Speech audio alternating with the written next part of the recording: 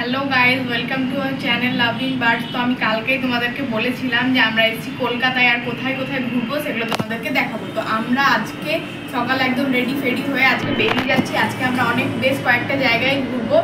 তার মধ্যে একটা হচ্ছে তোমার স্নো পার্ক। তো এখন আমরা স্নো পার্কের উদ্দেশ্যে বেরিয়ে পড়ছি। তো কীভাবে যেতে হবে সেটা আমি তোমাদের বলে দিই। আমরা এখানে আছি সিটি সেন্টার 2-এ আছি। সিটি সেন্টার 2-এ বাস ধরে একদম সোজা অ্যাক্সিস মলে গিয়ে নামবো। সেখানে নেমে 6th ফ্লোরে আছে তোমার ওই স্নো পার্ক। তো আমরা সেই উদ্দেশ্যে বের হচ্ছি, আর ওখানে গিয়ে কীরকম টিকিট প্রাইস আছে, কীরকম কী ভিউ, সব কিছু তোমাদেরকে দেখাবো। তো পুরো ব্লগটা দেখতে থাকো। তো আমরা বাস থেকে নেমে গেলাম, আর এখান থেকে ঠিক হেঁটে 5 মিনিট লাগবে অ্যাক্সিস মল। তো আমরা এখন হেঁটে হেঁটে চলে যাব অ্যাক্সিস মলের কাছে।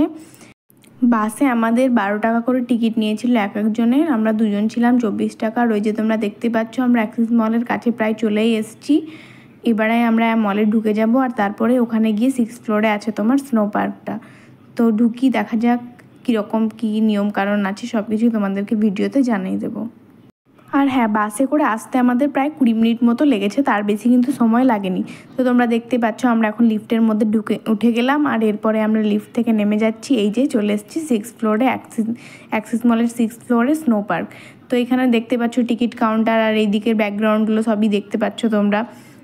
এখানে লেখা আছে নিয়ম, শর্তাবলী, নিরাপদ থাকার চাবিকাঠি আর সাবধানতা। তোমরা ভিডিওটা পজ করে এগুলো তোমরা পড়ে নিতে পারো, ঠিক আছে। আর হ্যাঁ, 11টার সময় টিকিট কাউন্টার ওপেন হয়, আর প্রত্যেক জনের কিন্তু 1 ঘন্টা করে থাকার সময়। মানে তুমি 11টার সময় ঢুকলে 12টার সময় তোমাকে বেরিয়ে আসতে হবে, 12টার সময় ঢুকলে 1টার সময়। তো তোমাদেরকে টাইমটা আমি দেখিয়ে দিলাম ভিডিওতে, তোমরা দেখে নিও।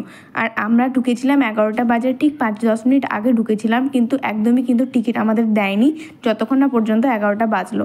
হ্যাঁ, যাই হোক, আমাদের এখানে 500 করে দুজনের 1000 টাকা লেগেছে, তার মানে টিকিট প্রাইস পার পার্সন 500 টাকা করে। তো আমরা টিকিটটা ভেতরে দেখে নিলাম, এরপরে আমরা ঢুকে যাচ্ছি। এর ঠিক অপোজিট সাইডে রয়েছে ওই যে দেখতে পাচ্ছ রেড কালার বক্সগুলো, ওইখানে হচ্ছে তুমি যদি কোনো কিছু রাখতে চাও, যেমন ধরো তোমার হ্যান্ডব্যাগ তুমি যদি রাখতে চাও, তাহলে তোমাকে 100 টাকা জমা করতে হবে।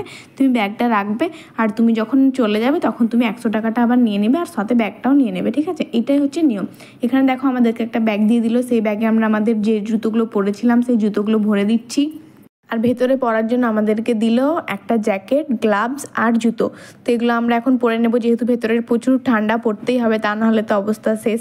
যাই হোক, আমরা এখন পরে নিলাম, আর ভেতরে প্রায় চলেই এসেছি। এবার আমরা ঢুকতে যাচ্ছি ভেতরে। তো দেখা যাক, আমরা একটু বাইরে 10 মিনিট মতো দাঁড়িয়েছিলাম, যেহেতু একদমই যদি সরাসরি ভেতরে অত ঠান্ডার মধ্যে ঢুকে যাই তাহলে একটু অসুবিধা হতে পারে, তার জন্য আমরা একটু বাইরে দাঁড়িয়েছিলাম। আর এদিকে আমরা দেখতে পাচ্ছি একটা মেরু ভাল্লুক, আর এদিকে আছে স্লেজ গাড়ি। আমি একটু মেরু ভাল্লুকটাকে আদর করে দিচ্ছিলাম, আর ওদিকে স্লেজ গাড়িটা দেখছিলাম।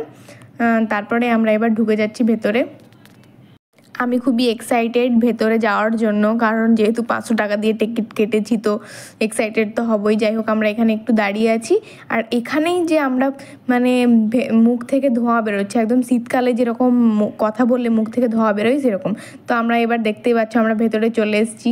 তো এখানে কিন্তু প্রচুর অ্যাক্টিভিটিস আছে, যেমন তোমার হচ্ছে এই যে স্লাইডিং। সব থেকে তোমার যেটা ভালো লাগবে সেটা হলো স্লাইডিং। আমি কিন্তু সত্যি বলছি খুবই মজা পেয়েছি স্লাইডিংটাতে, আমার সব থেকে বেশি ভালো লেগেছে।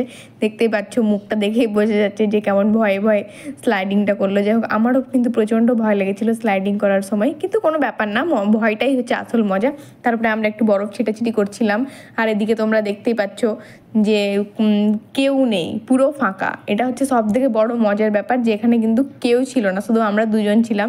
মন ভরে আনন্দ করতে পেরেছি, যা খুশি, মানে কেউ ডিস্টার্ব করারও কেউ নেই। আর ওই দেখো, দেখতেই পাচ্ছ বাস্কেট বলটাতে কিন্তু একদম সাকসেসফুল, বলটা ছুঁড়ে একদম ভরে দিয়েছে, বিশাল খুশি।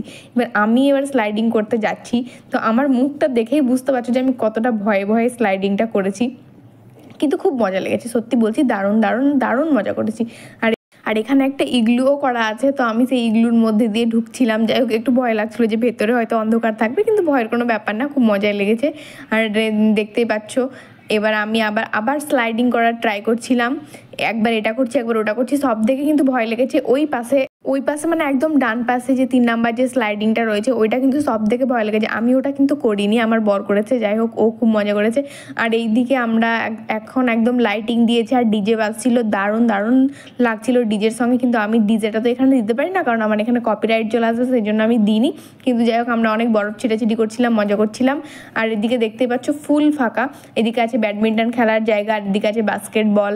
তোমরা খুবই খুবই খুবই এনজয় করতে পারবে। আর এইদিকে শুরু হয়ে গেছে রেডিমেড স্নোফল, মানে কৃত্রিমভাবে তৈরি স্নোফল। যাই হোক, এখানেও খুব ভালো লাগছিল। আর এখান থেকে আমি তোমাদেরকে পুরো ভিউটা আরেকবার দেখিয়ে দিলাম। এখানেই আমাদের স্নো পার্কের ভিডিওটা শেষ করছি। তোমাদের যদি আমাদের ভিডিও ভালো লেগে থাকে তাহলে অবশ্যই সাবস্ক্রাইব করে দেবে। Thank you for watching, by.